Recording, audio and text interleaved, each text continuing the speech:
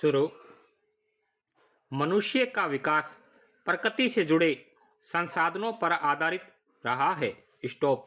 जब से मानव सभ्यता का आरंभ हुआ है, तब से ही मनुष्य ने अपनी आवश्यकताओं की पूर्ति के लिए प्रकृति पर निर्भर रहना शुरू किया। स्टॉप। प्रारंभ में जब विज्ञान और तकनीक विकसित नहीं हुए थे, तब मनुष्य ने जो साधन और संसाधन प्रयोग में लाए, उन्हें ही परंपरागत स्रोत कहा जाता है। स्टॉप। परंपरागत स्रोत वे साधन होते हैं जो लंबे समय से मानव जीवन का हिस्सा रहे हैं और जिनका उपयोग पीढ़ियों से होता आया है। स्टॉप। इनमें मुख्य रूप से जल, वायु, लकड़ी, पशु बल, कोयला, बायोमास जैसे स्रोत शामिल है। स्टॉप। इनका उपयोग कृषि, परिवहन, ऊर्जा उत्पादन, घरेलू कार्यों और अन्य दैनिक गतिविधियों में होता रहा है। स्टॉप। प्राचीन काल में जब मनुष्य खेती करने लगा तो उसने जल का प्रयोग सिंचाई के लिए किया। स्टॉप। नदियों, तालाबों और कुओं से पानी लेकर खेतों में दिया जाता था। स्टॉप। यह एक पारंपरिक तरीका था जो आज भी कई ग्रामीण क्षेत्रों में प्रचलित है। स्टॉप। इसी तरह पशुओं का उपयोग हल चलाने, बोझा ढोने, यात्रा करने और माल ढुलाई के लिए किया जाता रहा है। स्टॉप। बैल, ऊंट, घोड़े और गधे जैसे पशु पुराने समय से मनुष्य के सहायक रहे हैं। स्टॉप। ये पशु न केवल श्रम में सहायक थे, बल्कि ग्रामीण अर्थव्यवस्था का आधार भी थे। स्टॉप। लकड़ी भी एक प्रमुख परंपरागत स्रोत है, जिसका उपयोग भोजन पकाने, घर बनाने और सर्दी से बचाव के लिए आग जलाने में होता रहा है। स्टॉप। लकड़ी जंगलों से प्राप्त की जाती है और ग्रामीण जीवन में आज भी इसका महत्व बना हुआ है। स्टॉप। हालांकि अब वनों की कटाई के कारण इसका उपयोग सीमित किया जा रहा है, लेकिन आज भी कई जगहों पर यह एकमात्र उपलब्ध साधन है। स्टॉप। कोयला भी एक ऐसा ही परंपरागत स्रोत है जो औद्योगिक क्रांति के समय से ऊर्जा का प्रमुख स्रोत बन गया था। स्टॉप। कोयले से बिजली बनाई जाती है, रेलगाड़ियों को चलाया जाता है और फैक्ट्रियों में इसका उपयोग होता है। स्टॉप। यह जीवाश्म ईंधन है जो करोड़ों वर्षों में जीव जंतुओं और पेड़ पौधों के सड़ने गलने से बनता है। स्टॉप। इसकी सीमित मात्रा और इसके जलने से होने वाले प्रदूषण के कारण अब इसका उपयोग नियंत्रित किया जा रहा है। स्टॉप। इसके अलावा गोबर, सूखी पत्तियां, लकड़ी की छीलन आदि को जलाकर ऊर्जा प्राप्त की जाती रही है। स्टॉप। यह तरीका ग्रामीण भारत में आज भी बहुत सामान्य है। स्टॉप। गोबर से बनाए गए उपले रसोई में ईंधन के रूप में काम आते हैं। स्टॉप। यह न केवल आसानी से उपलब्ध होता है, बल्कि कम लागत वाला भी होता है। स्टॉप। इसी गोबर से अब बायोगैस भी बनाई जाती है जो एक स्वच्छ और प्रभावी ऊर्जा स्रोत के रूप में उभर रही है। स्टॉप। जल शक्ति भी एक महत्वपूर्ण परंपरागत स्रोत है। स्टॉप। पुराने समय में जल से चलने वाली चक्कियों का प्रयोग अनाज पीसने के लिए किया जाता था। स्टॉप। पहाड़ी क्षेत्रों में बहने वाली नदियों पर आधारित यह प्रणाली बिना किसी बाहरी ऊर्जा के काम करती थी। स्टॉप।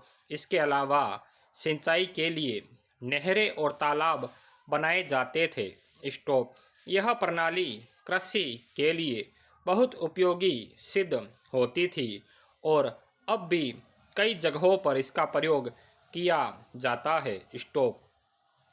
परंपरागत स्रोतों की सबसे बड़ी विशेषता यह है कि ये स्थानीय रूप से उपलब्ध होते हैं और इनका उपयोग आसान होता है। स्टोव गांवों और दूर दराज के क्षेत्रों में जहां आधुनिक तकनीक या साधन पहुंच नहीं पाए हैं, वहां आज भी यही स्रोत जीवन की धुरी बने हुए हैं। स्टोव इनकी मदद से ग्रामीण लोग खेती करते हैं, खाना पकाते हैं, यात्रा करते हैं और अपनी अन्य आवश्यकताओं की पूर्ति करते हैं। स्टोव हालांकि परंपरागत स्रोतों के कुछ नुकसान भी है।